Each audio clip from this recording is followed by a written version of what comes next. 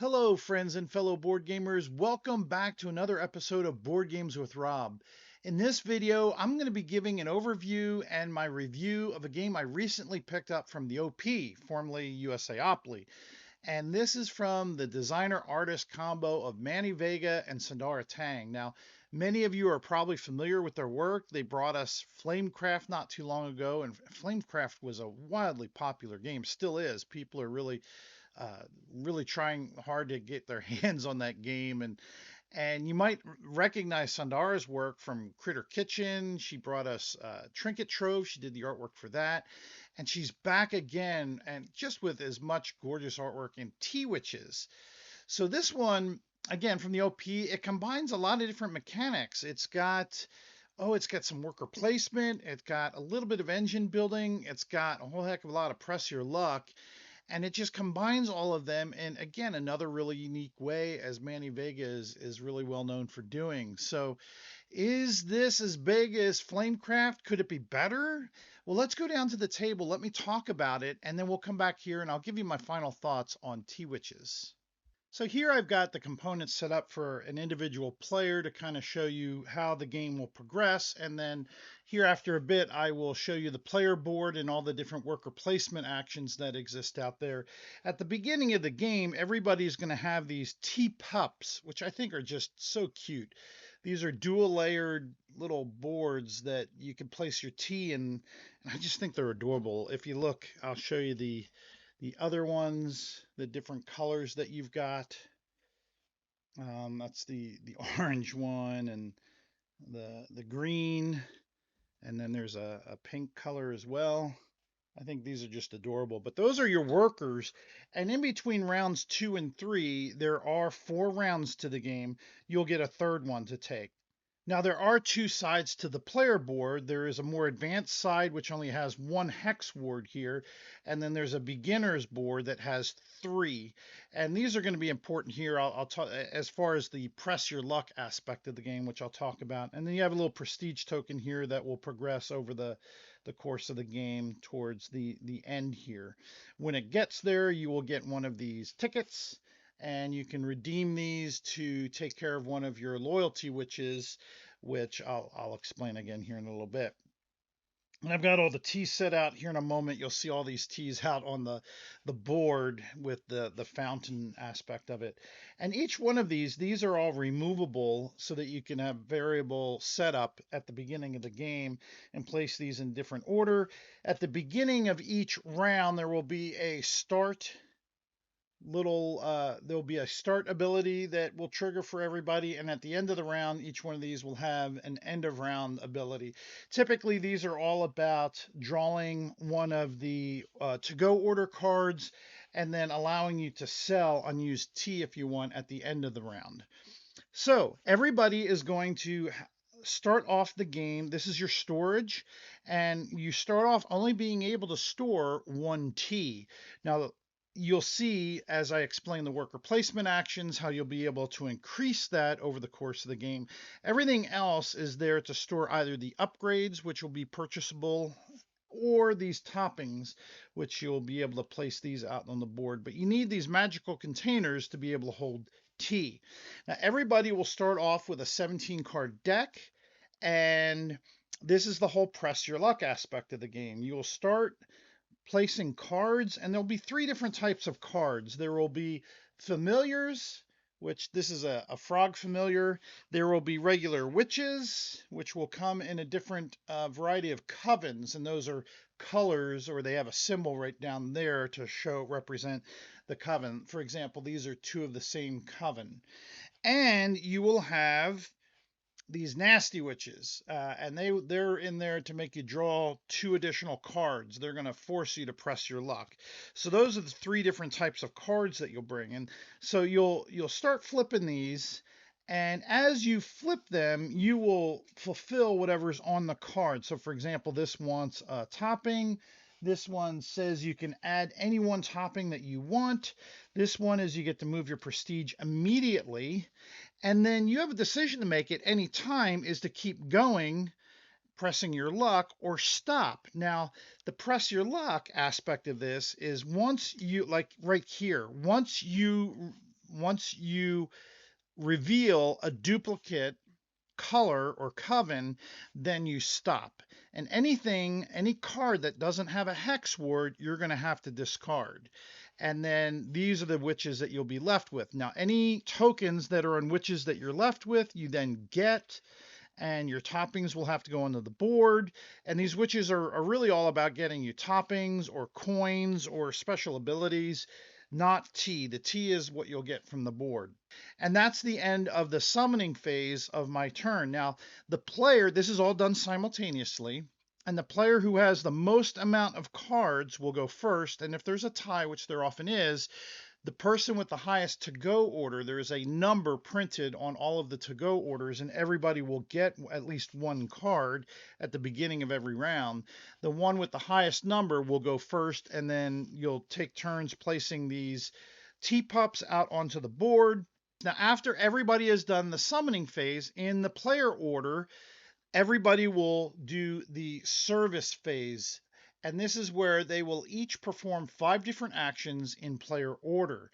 Now, I will pause here and bring out the board to show you all the different actions or worker placement spots that you can take on the board, and you'll be doing them one at a time, starting with placing your teapup out onto a worker placement action.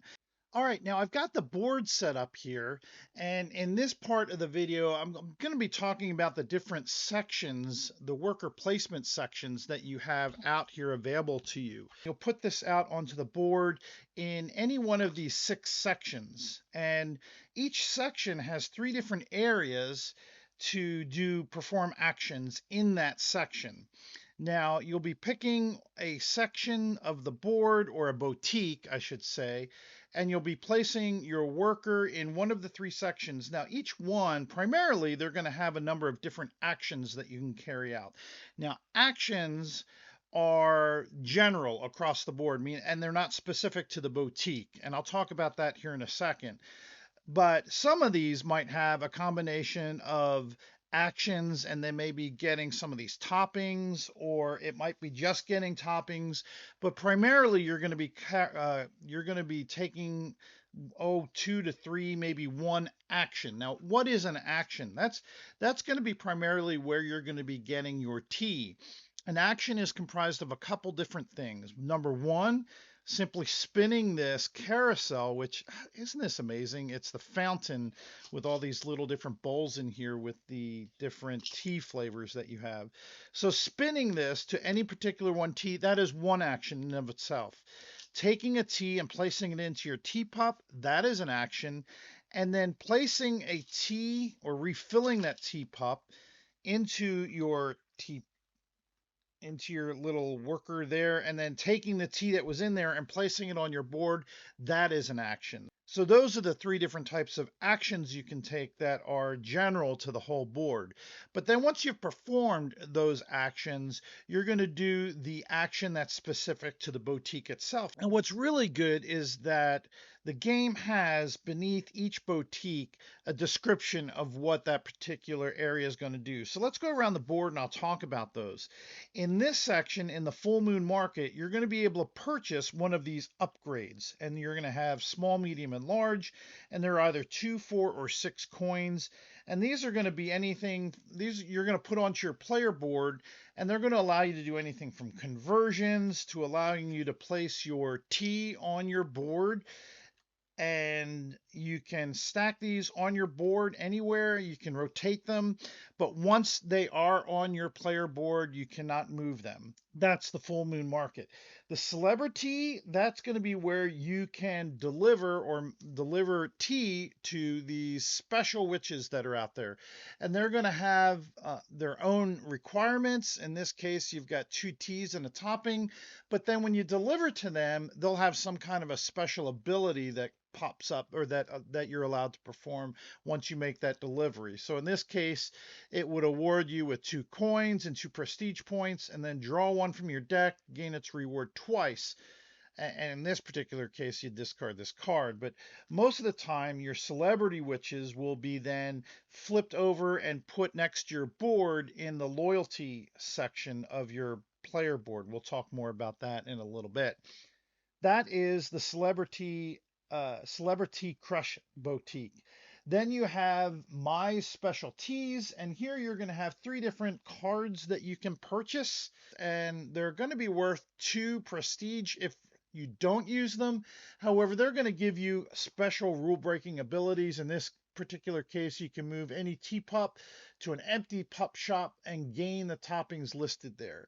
So you'll have 3 face-up piles there that you can pick from, and then you can use them as a free action on your turn whenever you'd like. Hal's Warehouse, that's going to be a section after the first turn during cleanup. Any of these upgrades that you have not used, you will take and place them over into that section, and then they'll be available to you at a discounted price. The Brew to Go, this is going to give you to go orders. Now, you will get one of these at the very beginning of each of the 4 rounds, but you can collect more of these as the game progresses. And these are going to be other to go orders that you'll be able to fulfill at the end of different people's rounds, including your own. At any time that you can fulfill this order on anybody's turn, and this is a rule that we missed, you can turn these in, and these are going to be worth victory points at the end of the game if you fulfilled these to-go orders. Then you've got the hex support. Now, this is where you'll be able to make a delivery to any one of these 3 witches that are printed on this board, or for 1, 2, or 3 coin, you can purchase these.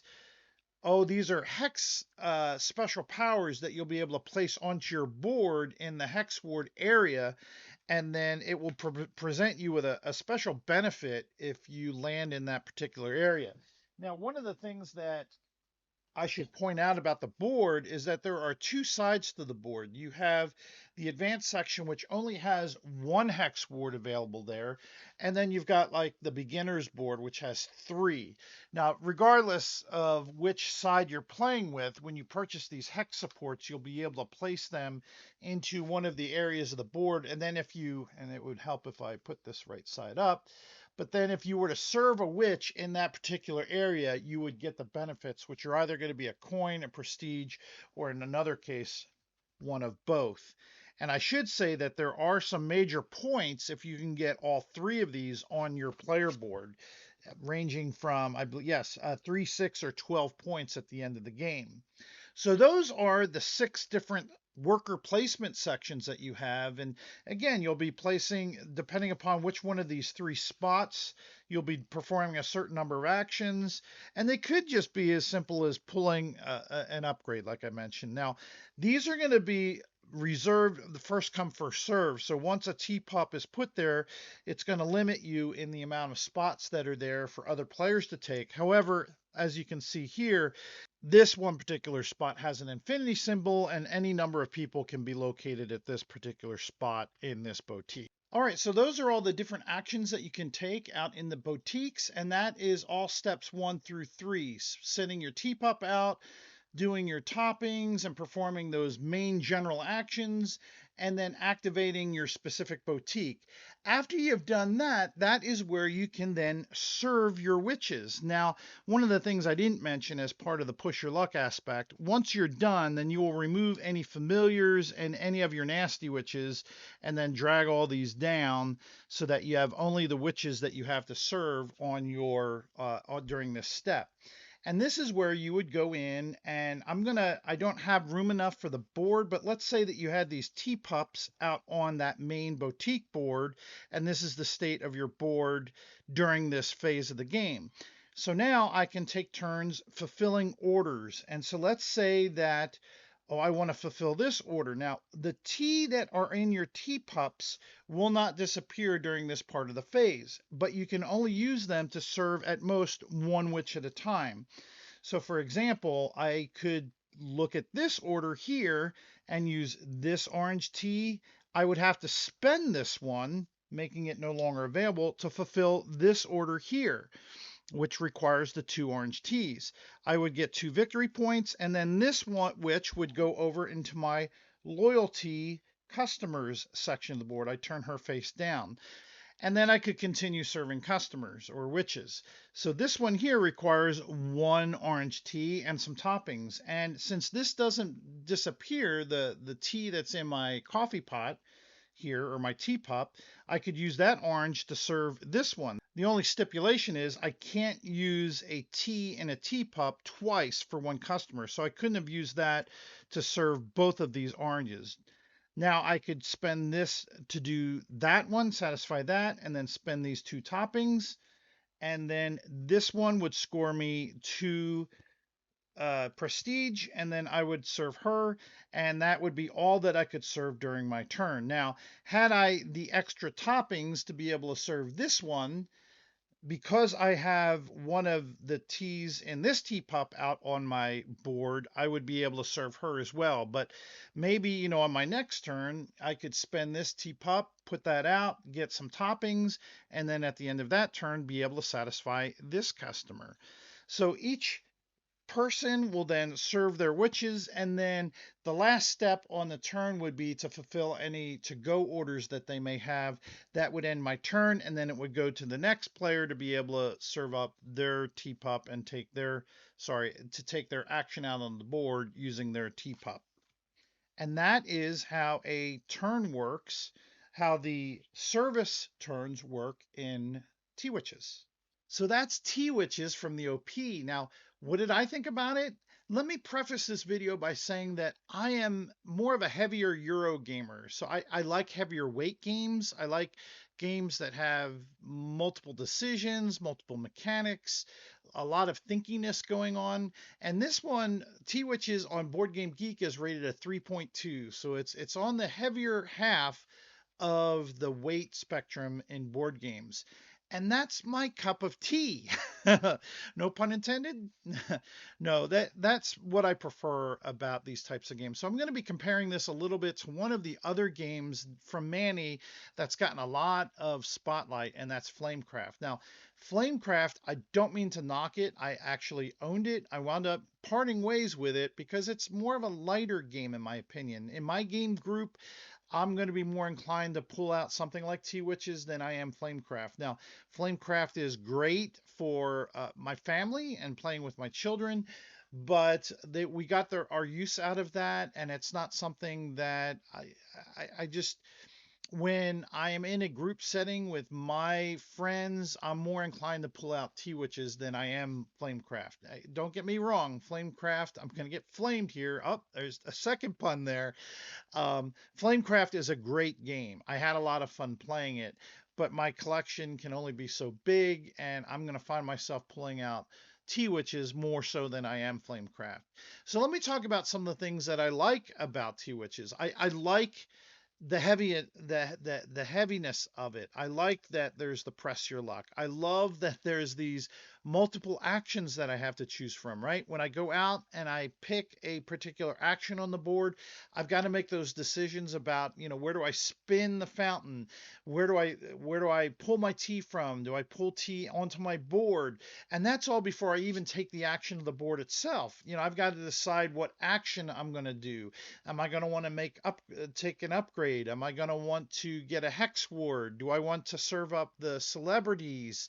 There's all these decisions to make, and therein lies one of the negatives of the game, and probably the only negative I've got to say about the base game, and that's the analysis paralysis. And I don't know if the two, having a heavier weight game, leads to intrinsically analysis paralysis, or if you can have a heavier weight game without it taking a lot of time for people to make their decisions.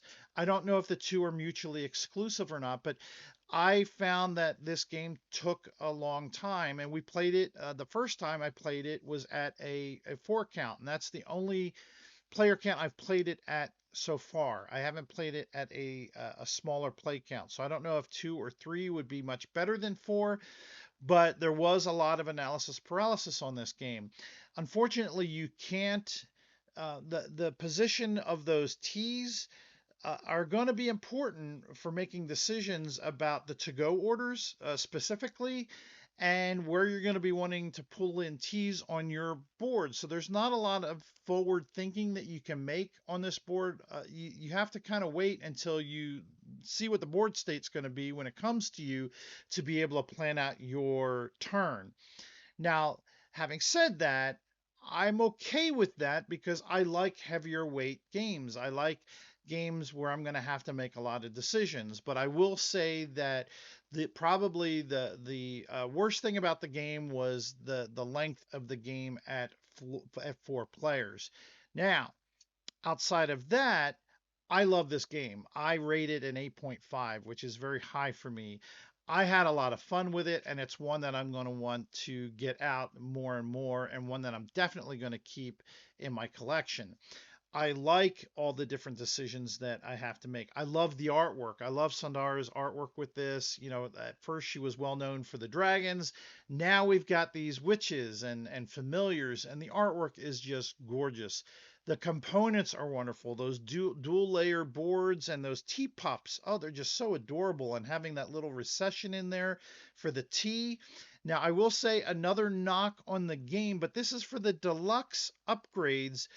I had a hard time picking out the colors or differentiating the colors of those upgrades. Now, I will say that the cardboard components with the iconography lend themselves fine. I can make those out and tell those colors, but with the yellows and the greens and the oranges and the pink and the purple being so close, I wonder if maybe some of the length of the game was just in being able to differentiate those colors. I found myself at least going and referring to the back of the book to look at that key for the iconography and for those different colors and comparing them to know, okay, is that orange? Is that yellow? Is that green? Okay, is that the pink? Is that the purple? That's unfortunate because the deluxe upgrades are just gorgeous. Those teas, those pastels are beautiful. But I'm going to wind up going back to, at least for those, for the teas, I'm going to be going back to the cardboard because I can, at least with the iconography, tell them apart more distinctly. Now, the toppings are just gorgeous. Those wooden tokens are keepers, and I love those. They're a nice upgrade, but that's unfortunate on those like little acrylic tees because they're just so close to one another. I think on the color, maybe it's my eyesight and I'm getting on in age. I don't know. I'd be curious to hear your comments as to whether or not you had no problems telling those apart. But I'm kind of knocking the upgrade of the game, and the base game alone with those cardboard tokens and the artwork on them are just phenomenal. Overall, though, I love this game.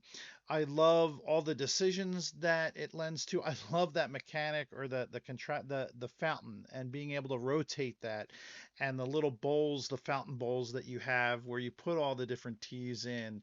And I love having all these different decisions and worker placement spots to go to. I absolutely love the press your luck and the way to mitigate that being some of those upgrades that you can get with those hex wards. There's that tenseness, when you're pulling those witches out and not wanting to bust. And I like that even when you bust though, that doesn't hurt you as far as the actions that you can take. It just limits the amount of witches that you'll be able to serve and maybe some of the added bonuses of being able to get some money and some toppings. But your teapops are the actions that you're going to have to be able to take. And you're not limited on those actions, those 2 workers that you've gotten, and eventually the third. I like how it doesn't punish you a lot with busting. I really like this game. It's an 8.5 and I just it's a big hit for Manny and one that I can't wait to play again and get to the table. So probably my favorite game from the OP currently and my favorite from Manny's. So yeah, I want to thank you for tuning into this video and I'd love to hear your thoughts. What are your thoughts on some of Manny's games? In your experience, does heavier weight games just intrinsically lend themselves to analysis paralysis? Or have you found games that mitigate that in a really clever way? What is your favorite Manny Vega game? But I'd love to hear your comments and I will get back to them just as soon as I can. Thanks everyone for tuning into this video. I wish all of you to have fun gaming with one another, but more importantly, be kind to one another. Thanks.